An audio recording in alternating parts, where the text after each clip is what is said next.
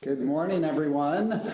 Welcome to the webinar, Understanding and Marketing A&E District Property Tax Incentives. My name is Skerritt-Davis. I am the Deputy Director here at the Maryland State Arts Council, and I am joined by... My name is Arthur Brown, and I'm the Assistant to the Deputy Director here at MSAC. Also joining us today as part of the presentation are two district managers. First, Jen Merritt. Jen, would you like to say hello and quickly introduce yourself?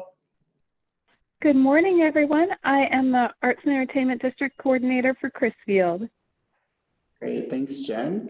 And also, Stuart Eisenberg is here. Stuart, would you like to say hello and quickly introduce yourself?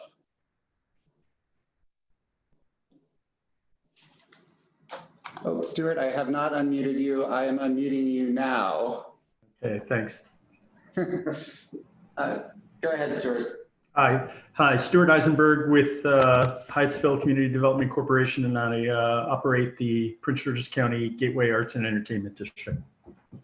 Great, thanks, Stuart. All right, I am going to turn off our video because we'll direct most of our attention to the PowerPoint this morning, and we will go ahead and get started. So just a few housekeeping items before we begin. There is a chat function available. It should be to the right of the screen, and there should be a way to open your chat. If you'd like to broadcast messages to the entire group or ask questions within the chat, Arthur will be here monitoring the chat, and we'll break in with questions as needed. If at some point you need to exit out of the webinar, you simply hit the Leave Meeting button on the lower right-hand corner of your screen. If you're having trouble automatically connecting to the computer audio, try clicking the Join Audio button on the lower left corner of your screen.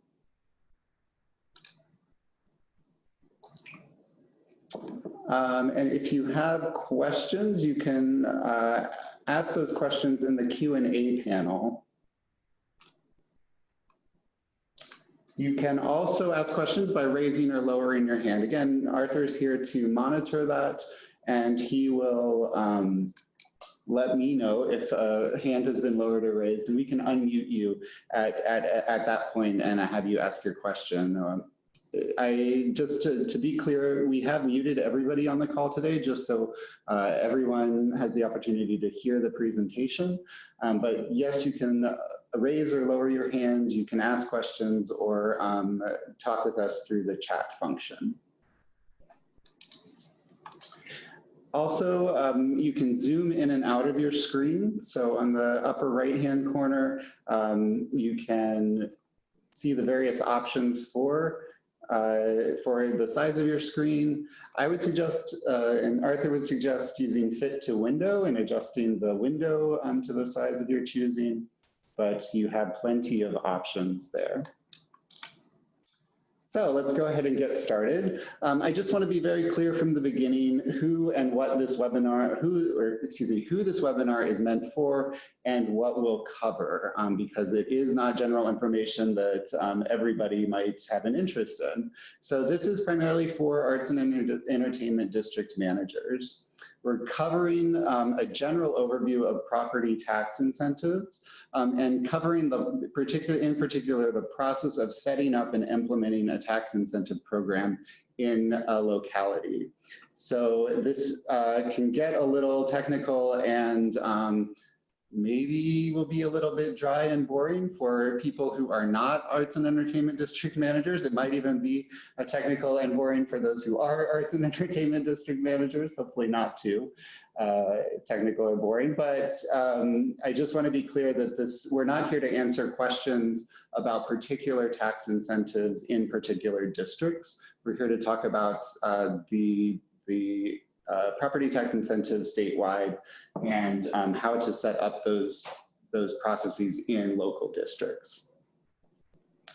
We'll go through a typical process in the interest of sort of showing what a typical process looks like, and we'll also hear from Jen and from Stuart about what they've gone through in setting up their tax incentive processes, and also some tips and tricks and things for discussion in implementing and marketing tax incentives locally. And we are probably going to run really close to time. And so we might be more on the implementing and understanding the incentives than on the marketing of incentives. We will try to briefly go over that and have a discussion about marketing. I would like to follow up with the district managers probably at the manager meeting in June or on a subsequent webinar with more tips and tricks about marketing. So I'm going to pause right now, and I'll pause periodically throughout my part of the presentation for questions. I'm going to check in with Arthur. Any questions so far? No, not yet. All righty. So we will move forward. So the basic overview, Maryland's Arts and Entertainment Districts Designation Program allows local governments to create property tax credits. So what you'll see on your screen is the copy of the property tax credit or property tax article that refers to arts and entertainment districts. This is what allows the local governments to set up property tax credits. But the program does not create a process. So in the application for designation, local governments have to supply the local credits usually through a resolution. This is required in designation applications. Those resolutions go over what the local jurisdiction is offering in terms of property tax credits. Sometimes that's 100% of the difference between the pre-renovation or pre-construction value and the post-construction value of a property. But in some cases, there is a graduated schedule and either a decline in the amount of credit or the time that a credit or the amount of time that a credit can be applied to a property. Local governments must create the process for applying for property tax credits following designation, and we like to stress that this should be in collaboration with the districts. In reality, often the districts need to lead the process. And so that's what we're going to go through right now. In conversations with district managers across the state, there are some districts in which property tax credit application process was never set up. And we also have some new districts coming online that might need to get on this process sooner rather than later so that property owners within districts can benefit from the property tax incentives. So that's what we'll go over in the rest of the presentation. Before I go forward, I'm going to pause for questions again. Again, you can raise your hand or ask a question through the chat. Arthur, do we have any? Yes, I just want to remind everyone that a copy of this recording will be sent out after today's webinar. So if you have any questions or you would like a copy, I should be sending out an email soon after today. Great, thank you. Any other questions generally about the property tax incentive article?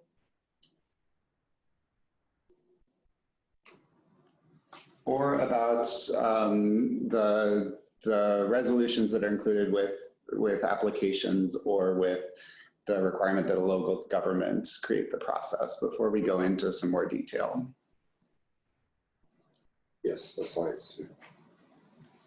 All right, we'll move forward then. So where to start?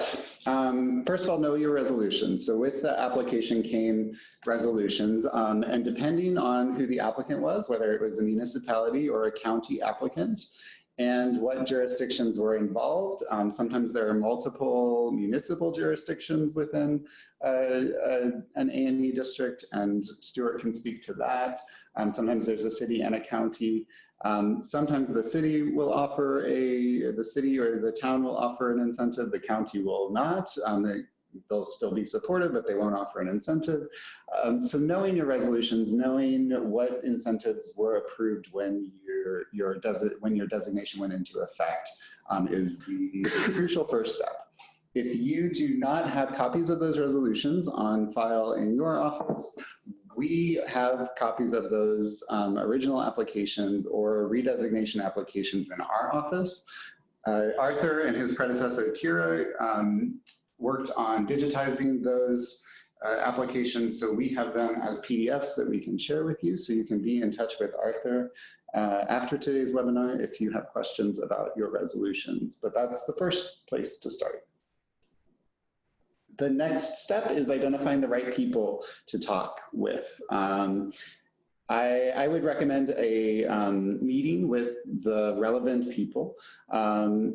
If you are not, as a management entity, the local economic development office, then finding the county or city economic development office, and particularly the person who would be in charge of incentives, is a great person to bring into the room. Also, the Department of Finance Collections, whatever that agency is in the municipality or the county government that have a job relevant to tax incentives, they should also be part of the conversation. A good place to start, just a key rule of thumb, is to look at the enterprise zone process when you're setting up an A&E Districts process. Often it's not an analogous incentive by any means, but the process is often very similar, and it can often translate, at least parts of the process or the application can translate from the enterprise zone process. So rather than starting from scratch, starting with the enterprise zone process and modifying to the arts and entertainment district incentive is often a good place to start. So the typical process, and this is boiled down, that the typical process is a property owner would submit an application before a renovation project or a construction project starts.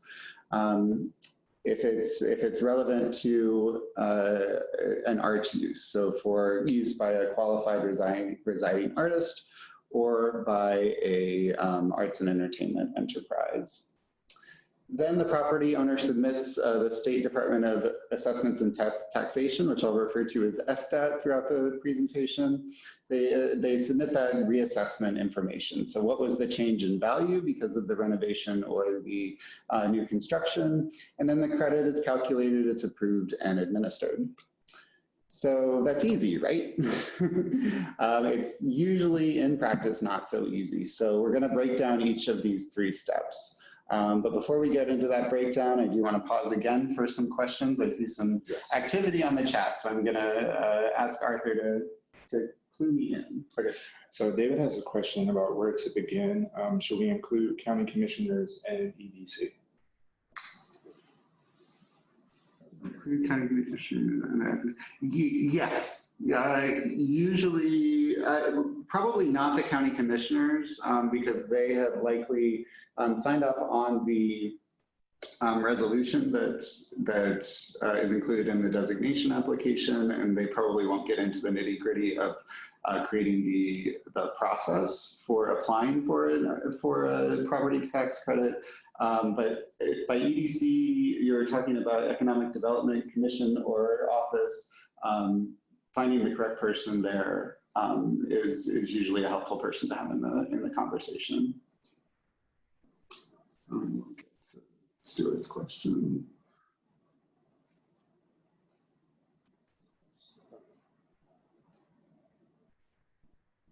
So from Jim.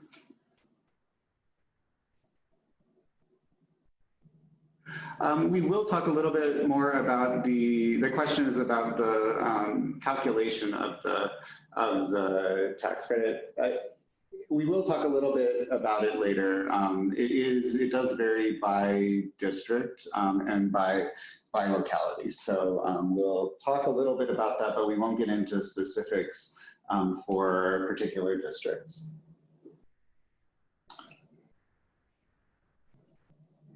All right. So going into this first step, the property owner submits an application before work begins. So when you're putting together what the process looks like, some questions to ask are, to whom does the property owner submit an application? Usually this goes to Department of Finance or to the city or to the county government, but nailing down which office that application goes to is crucial. What information is needed on the form? So the forms differ by locality. Jen will talk a little bit about information needed on her form down in Crisfield, but what information is needed will vary, and so nailing that down is also crucial. What documentation is required? So with the application, does the property owner submit the current assessment? Often, I know in Baltimore City and in Crisfield, work permits are included. Usually the permit triggers some other steps in the process. So talking with local officials about what's needed with the application in terms of work permits and how that affects the rest of the process is also very helpful. And then I see as a crucial part of this, how is the A&E district management involved? So there's nothing in the property tax article that lays out the A&E district management entity's involvement in this process. However, as the A&E district managers will know, we do ask on your annual reports for information about the property tax credits applied for within your jurisdiction. And so being clued into what applications are coming in and what approvals are going through is crucial. So nailing that down in these conversations about what the process looks like is also very helpful, not only in just keeping the A&E district management informed, but also in your reporting requirements. Any questions at this point? Don't see any. So next step in the process, so after the work goes through, the property owner has to submit a SDAT reassessment. So the property owner has to request the reassessment. I am still unclear in my conversations with the SDAT about this, what triggers this, but what I've heard is that the permitting process, that when the permits are applied for and approved, that the SDAT reassessment is triggered. And so it's important to also know about the $100,000 3-year rule. So the State Department of Assessments and Taxation, as any property owner in the state knows, does their reassessments on a 3-year cycle. To request an assessment outside of that 3-year cycle, in order to access the credits like this one, the project has to be over $100,000. So a small project, a small renovation to get a gallery ready, a space ready for a gallery. So very small renovations under $100,000 would not trigger a reassessment. And Jen will talk a little bit about how they navigated this in Crisfield. We're still working on getting some clarity around this. So if that becomes clearer, we will send out update to all of the district managers. And then knowing the window to submit the reassessed value for the credit is crucial. This will be determined by the Department of Budget or Finance or Collections, what their requirements are. What we typically see is about a 90-day window. So from the date of assessment to submitting that for the credit, about 90 days is typical. Any questions at this point?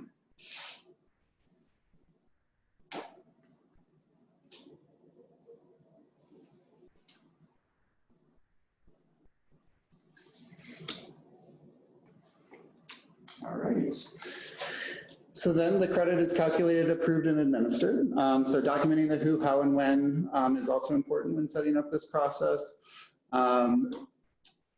And then understanding who certifies that the property is located in an arts and entertainment district and is referring back to the property tax article here, wholly or partially constructed or renovated to be capable for use by a qualified residing artist or arts and entertainment enterprise.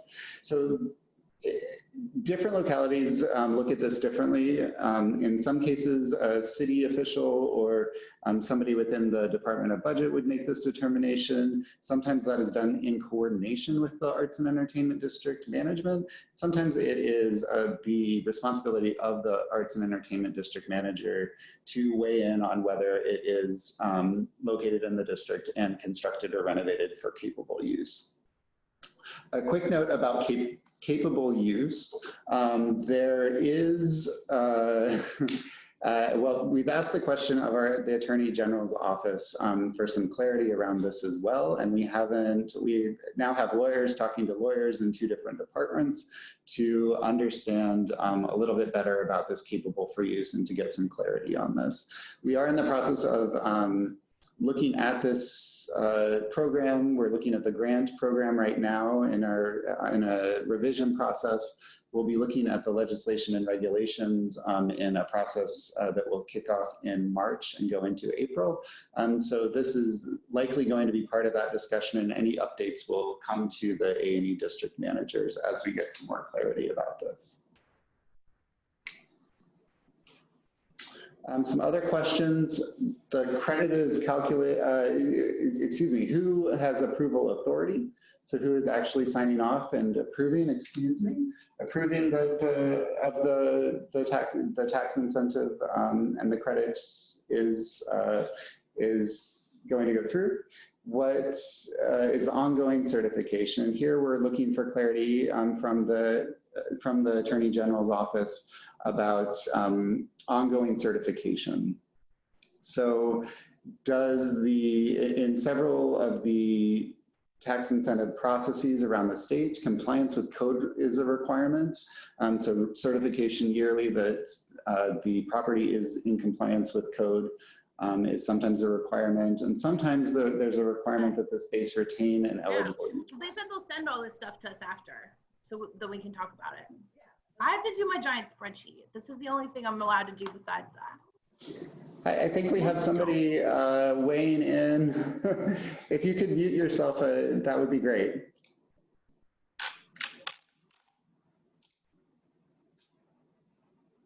All right. So getting back to the presentation, the requirement that the space retain an eligible use, that it be capable for use by a qualified residing artist or an arts and entertainment enterprise. We are still waiting for the Attorney General to weigh in on this. And in some jurisdictions, documentation of this is required. And documentation of occupancy by an arts organization or a qualified residing artist is required. So we're getting some clarity on that, and we will pass that along as we get clarity. Another important thing, what happens when applications are not approved. So just as important as who approves and how the applicant is notified, what happens when they are not approved? Is there an appeals process, etc.? And again, going back to the A&E District Management involvement, how is the A&E District Management notified that an approval has happened or an application has been denied? So spelling all of that out in those initial meetings about how this process will work, what the application looks like, all of that is very important. And again, we will share this following the presentation.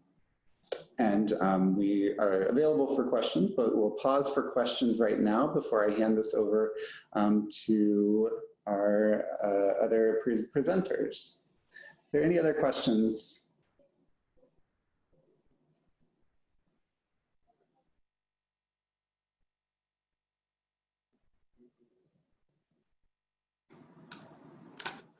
All right.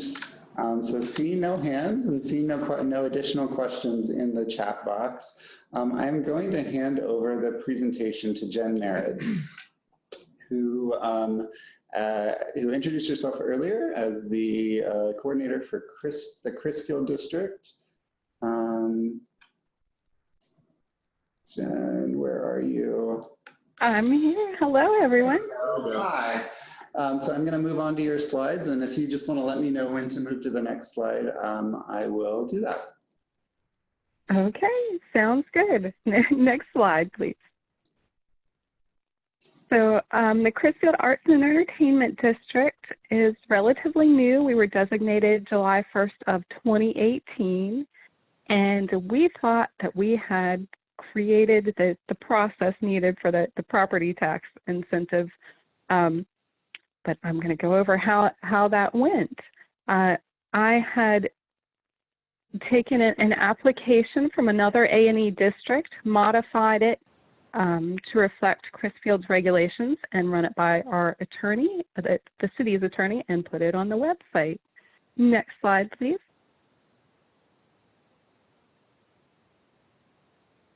So we were very lucky that both the city and the county passed 100% tax credits for 10 years. And as I said, I got the application posted online. We were doing well about reminding the community that there were 3 types of tax incentives available, and people were relatively aware of that. About a year after designation, one of the community members who had already completed interior renovations asked us to hold a public meeting about how to go through the application process. He was aware of another business owner who was interested in renovations and thought we could convey this information to everyone at once. Next slide, please. So these are the steps that we had in place at the time of the meeting, and I won't go through each one of them. They're approximately the steps that Stephen described. Notice that step 6 says provide evidence annually that the building continues to meet the requirements as an arts and entertainment venue. And next slide, please. So just before the meeting, the public meeting, immediately before the public meeting, we met with the county tax assessor, and thank you to Stuart Eisenberg for assisting in leading this meeting. We met with the county tax assessor and the city treasurer, and it became apparent that the documentation that we had online really wouldn't work. One of the issues with it was that I had assumed that we would be able to get reassessments in a timeline with construction, but there is that 3-year rule for anything under $100,000. And it turned out that the individual who was interested in holding this meeting, the community member, probably will not have any increase in his assessment anyway, because interior renovations don't usually trigger an assessment increase. That was a good thing, because we had not talked at all before he began his work about this process. And so the important issues that were identified during this meeting were the $100,000 threshold for assessment. Crisfield is a small community. Most of our renovations wouldn't be anywhere near that, and people were concerned that they would pay increased taxes because they wouldn't meet that threshold. And they were also concerned that they would be penalized if they had renovated their building for an arts and entertainment enterprise, and that enterprise had moved in and then had moved back out. Next slide, please. So we met again after that public meeting, and thank you to Stephen for coming to join us.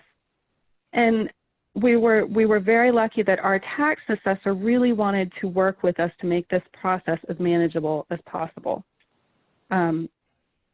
So he said there's no flexibility in the assessment for renovations under $100,000, but people who have, say they do $50,000 of renovations, they're not going to end up paying an increased tax because as long as they apply within 90 days of receiving that tax assessment, that 3-year tax assessment, they paid no increased taxes during that 3 years.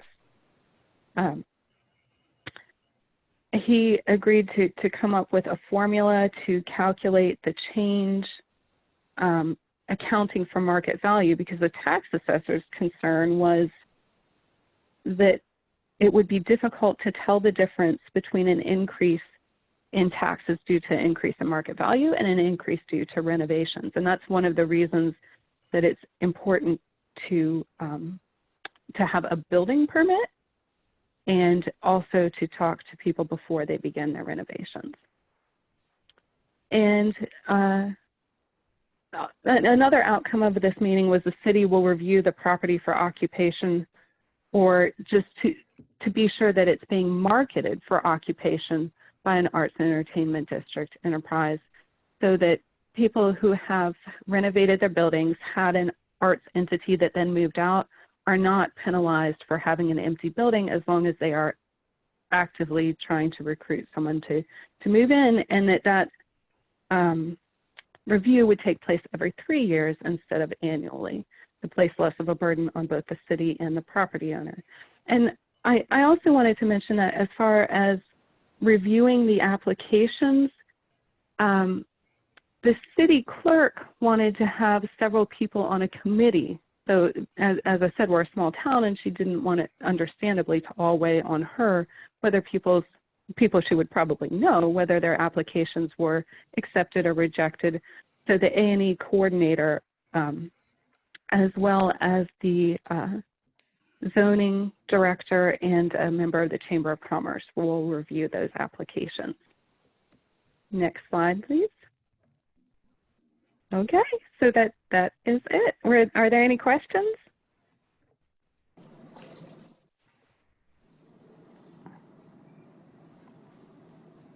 Don't think we have any questions coming in or any hands raised at the moment. I do want to thank you, Jen. That's a great illustration of the process, and also some of the hiccups that you found along the way, and some questions that you answered along the way as well. So thank you for sharing. I do want to address a question that's come up now twice, the process for the calculation of the tax credit.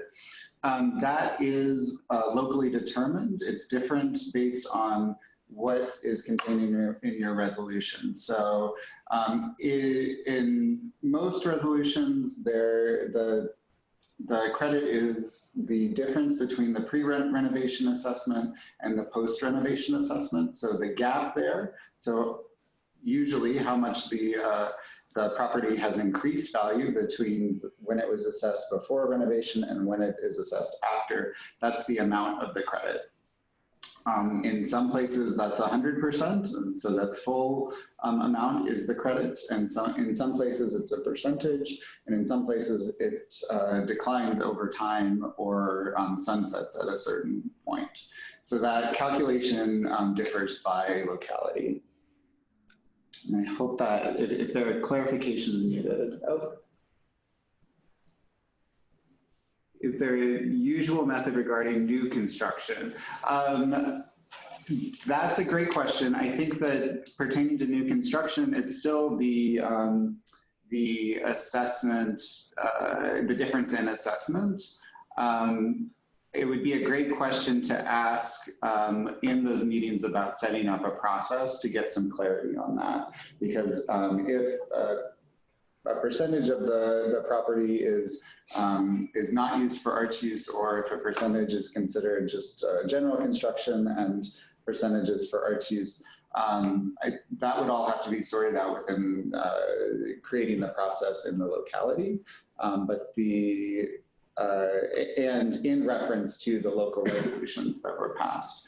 But from the state view, the program opens up that property tax credit possibility, and then the details are determined on the local level. And Stuart, you have your hand raised? Yeah, so I was just going to follow up and clarify a little bit with respect to what is eligible in an improvement in the interior, because there are many interior improvements that might be eligible for changing an assessment, but things like maintenance, your paint, a repair that is kind of an annual thing or a semi-annual thing is going to not improve your assessment or increase an assessment or trigger that.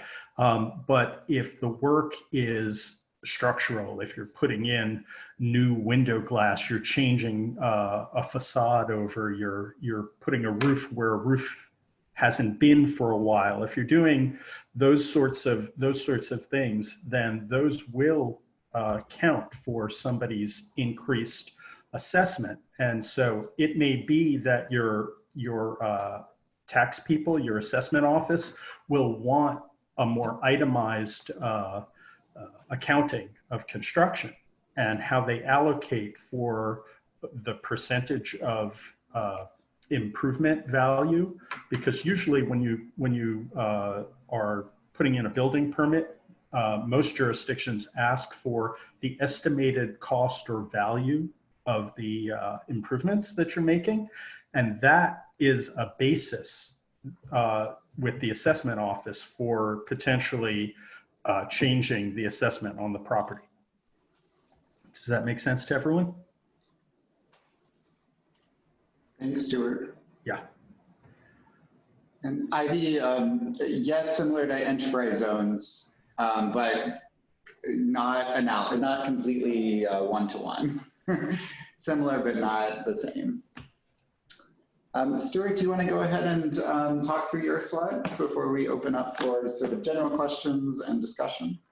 Sure. So we were looking at how to market the tax credits. And when I did this presentation down in Crisfield, a more fundamental issue comes up, which is you need to manifest your arts district in order to market tax credits. People have to be aware of your district. And so some very basic things have to be in place, all the low-hanging fruit, in order for you to successfully induce investors or extant property owners to do something where they haven't done it before.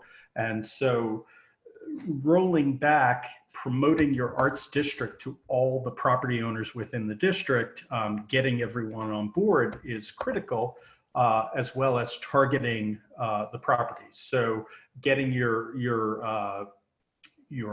website up, making sure all the people who are within your district that are running businesses are subscribed to these things and are registered within it. So having a business directory as well as an artist directory, and a way to communicate what is for lease in the way of your studios outside of the regular lease process with real estate agents.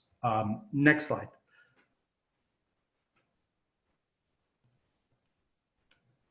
Okay, so there's a variety of ways that we manifest economic development for inducing investment in our area, and making sure that you're getting all of those avenues covered.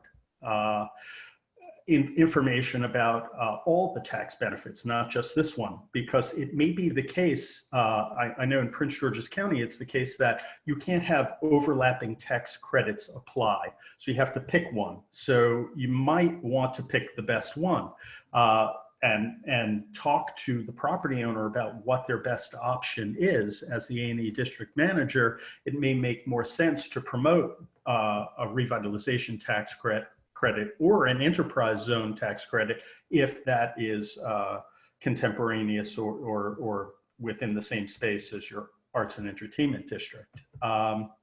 So making sure that all the options are on the table for folks who are considering investing in your community is important, and optimizing their options as well. So that's all part of marketing your district, is making sure that the local land use rules and market conditions are known and readily available to share, as well as taking interested parties on tours for the area.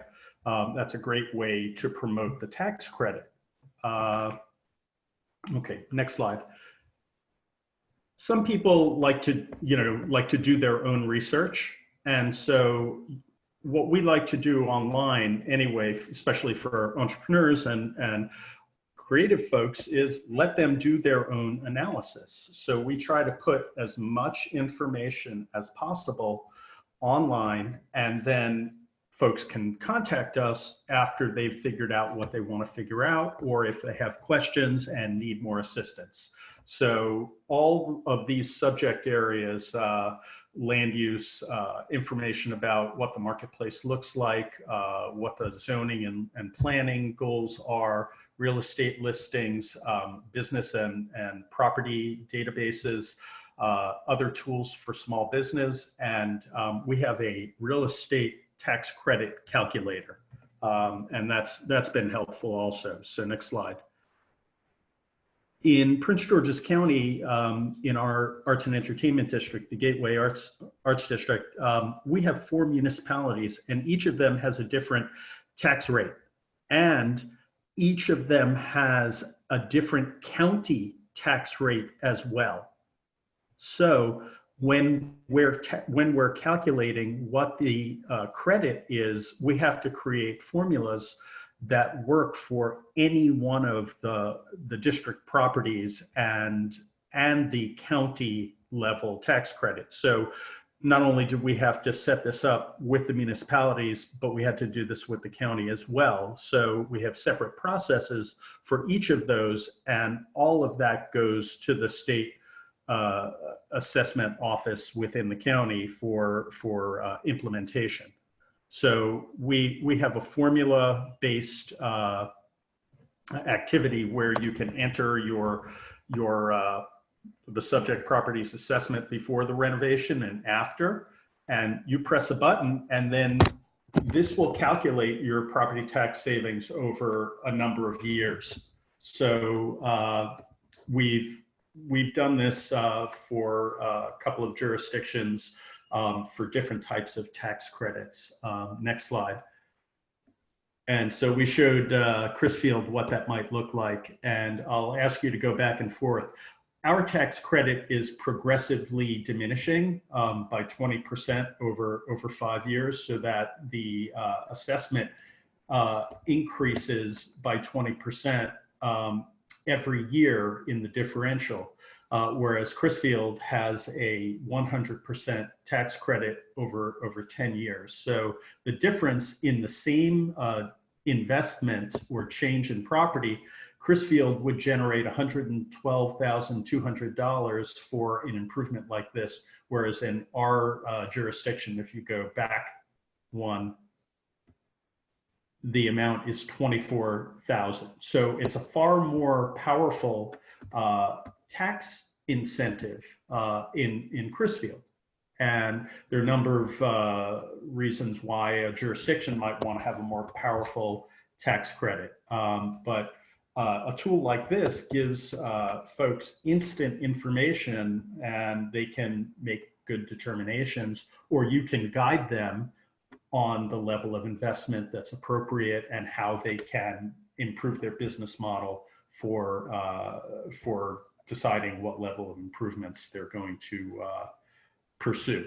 So these are all, I think, marketing our tax credit, because we're making it clear how impactful this is, and I hate that word, sorry, what kind of impact this generates in the locality. So you can compare this to other tax credits also in order to guide investors or interested business people.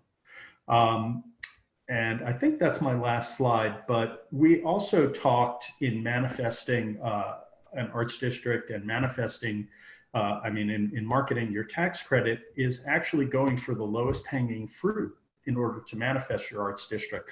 Public art, and public art programs that don't require a lot of money to implement, because not every district has a big budget for public art, or property owners or investors that are putting $50,000 or $125,000 public sculptures up. So programs that can bring public art at a low, modest budget, but really make people aware of your arts district, are really critical and part of the whole process. So that's what I've got, and happy to answer any questions. Great, thank you, Stuart. And as we pause and wait to see if there are any questions for Stuart, I want to thank Stuart for being so generous with his time with Crisfield, and for Jen, to your spearheading this effort down in Crisfield, and my piggybacking. Thank you for letting me piggyback on all of your great efforts down there. Well, thank you, and Stuart, for taking the time to come to Crisfield and helping us out. It was great. I loved it. So, thanks. So Stuart talked a little bit about how in Prince George's County they market property tax incentives.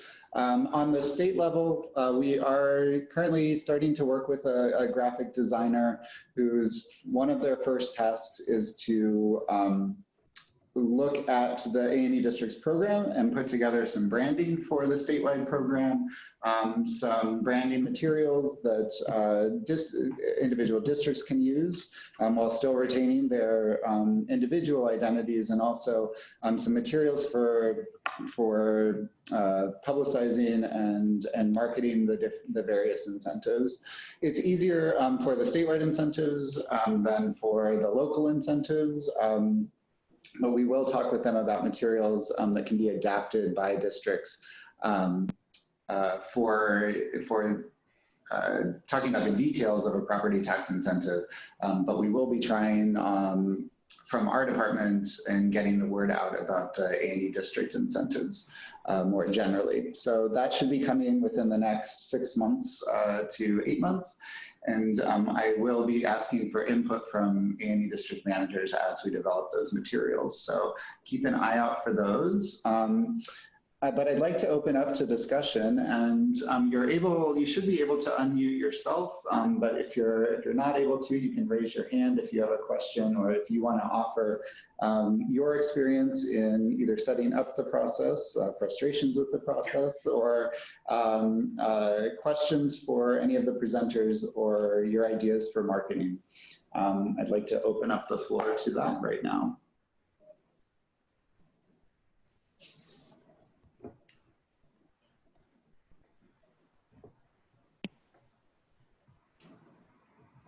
Stuart? Yeah. Hi, this is Jim Epstein over in the Wheaton area, Wheaton A&E District, and Yeah. you guys have done a great job over in Hyattsville and the whole Gateway Arts District. Thanks. And we're hoping to, do some of the same stuff, especially with new development, as well as a lot of vacant storefronts and things like that. Mm-hmm. And so the question of how to market this to landholders and developers, especially developing new facilities. You guys seem to have been pretty active and successful with that. Is there an opportunity you can share some insights there, or meet at another time about that? Both. I can talk now a little bit about that. Principally, our organization is an economic development and small business assistance agency, and we kind of inherited managing the A&E district here as oh, these guys will get it done, so let's do that. And as we did, we also got more involved in the arts, public art, and the artists. So we developed all the tools for the website and then enhanced them and took them further. But a couple of things are important. If you're dealing with the business community, they want to see things in a certain format. You have to have a certain amount of gravity or gravitas. you want to have materials presented in a way that someone can walk away with something in their hand to think about, as well as linking them to information that they can go back to, giving them independence from you as well as your recruitment. But the fundamental thing is providing a basis for sound investment. You have to make an argument. So that is essentially what we're trying to do, and not oversell your district. A lot of times people will come in and, they're just so positive about things, but it doesn't work out one way or another. And so there's nothing worse than having someone invest and not realize their promise. So making sure you don't over deliver, and having market data available as well, so that you have an empirical argument to make, whether there's slack demand that needs to be filled and you have data on that, or that new businesses that have come to the district have been successful in a certain amount of time. Sometimes testimonial is the way to do that. So networking and the more you can get other people involved in your effort, the better, because you can't do everything by yourself. So deputize as many people as possible to be your emissary, because it's in their interests also, and because they have enthusiasm for your district. Does that address it on the level you're looking for now? Yeah, that's great. Thank you very much. I'd love to follow up at some other point. We're also looking, and again, I'm not talking about specific situations, but again, looking at incentives for developers along as a P3 project, along with county and or state money. So, well, private sector loves county and state money as long as the strings are minimized. Right, of course. That's always the balance. Right.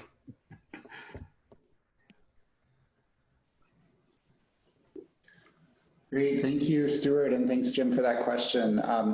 To piggyback on Stuart's talk about deputizing people to do the work with you, I know that Baltimore City is working on some incentive workshops, and once those are fleshed out, I hope that they'll be able to share it, and we will share out through MSAC a template for those and any materials that they're willing to share.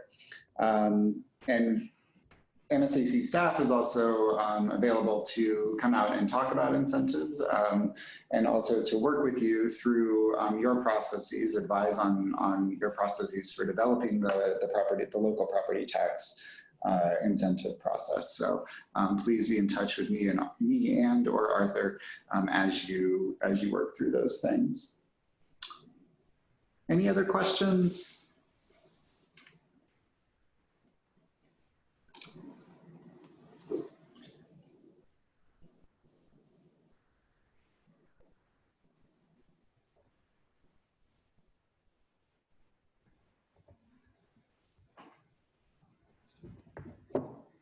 Pause for a few moments more just to see if anybody chimes in. Again, you can break. Stephen, this is Kirby Spencer. Hi, Kirby. How are you in Catonsville, one of the newbies on board? I'm enjoying listening to the experiences of others, and thank you so much for having this. Some of the things that I would love, and again, I may have not perused all the options that you have provided for the A&E district managing groups, but how does one promote artist housing and not be stepping over that delicate boundary of some of the classification only type housing? You don't want to be in competition, or not competition, but you want to be in compliance with anybody is allowed, but yet if you're trying to encourage artist housing, it's a very specific group. Yeah, I hate to call on you again, Stuart, but I know that you've dealt with this in the Gateway District. Yeah, so there's a lot of information about this out there on the web. You can't, if there are federal tax credits or any public money that's gone into a housing project, you can't. Artist isn't a class you can discriminate for. So you can't reserve the housing for artists. But what you can do is structure and build the housing in such a way as it's attractive for artists that might not be attractive to other folks. It just depends on who you're trying to bring into the district. Private property owners and private developments that don't take federally subsidizing or state or county funds to make their housing more affordable have more options for being selective upfront by advertising things as working studios and developing those amenities and marketing those amenities. But if you're taking tax credits in any shape or form, you have to let folks in and get on the waiting list who are income qualified if this is income qualified housing. Okay. So you don't really have a choice unless you want to pay lawyers to defend you. That's what I thought, but and certainly discrimination is not anything any of us want. But right. When we are trying to attract a particular vibe that is helping the economy, the economics of an A&E district in its own way, I just didn't know if anyone else had experienced options that have proven to be successful. You can also do some other things that enable that. Live workspaces are very inconvenient for most people to live in, depending on how they're designed. And so you're going to attract through design. I see what you're saying. The yes. people who you're seeking to market to and reach, especially if it's income qualified artists, you know, the proverbial struggling artists. I really think the better option is ownership than rental, but that's not always available.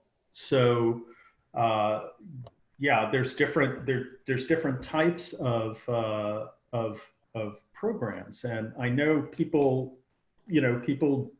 do say this is artist housing, but there have been legal cases over time. Not everybody challenges every designation. And if someone gets on your waiting list, and comes in, you can also structure your community within the facility to, work with, everyone in here has to work with the schools or do community service or something like that. You can structure activities around your facility.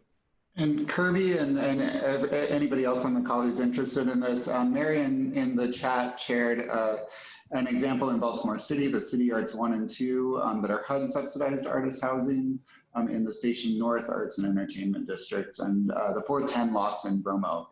So those are examples of income qualified artist housing. I'd also point you toward Hagerstown, which did an experiment with some housing in downtown in their Arts and Entertainment District.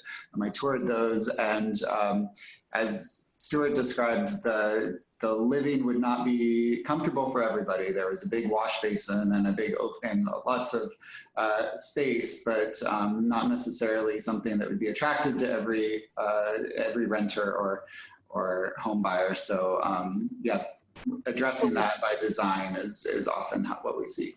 Terrific suggestions. Thank you.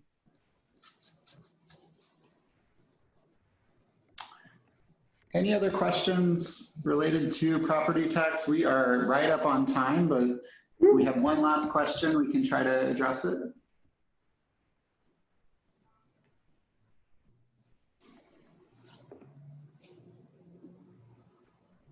All right, well, I want to respect everybody's time and we will end on time. And a big thank you to Arthur, who's been monitoring this for us, to Jen and Stuart for your expertise and your willingness to jump on as presenters, to everybody for joining, for your input, questions, attention. And again, you can follow up with Arthur or myself. Our information is on the website at msac.org. And on the site, on the Arts and Entertainment Districts resources page, there is a list of contact information for district managers. So Stuart and Jen are both on that, as well as all of the other district managers. So thank you again for your time and attention. And we have one more question. Oh, we have one more question from Marion. Would a market study be eligible expense for a technical assistance grant from the State Arts Council?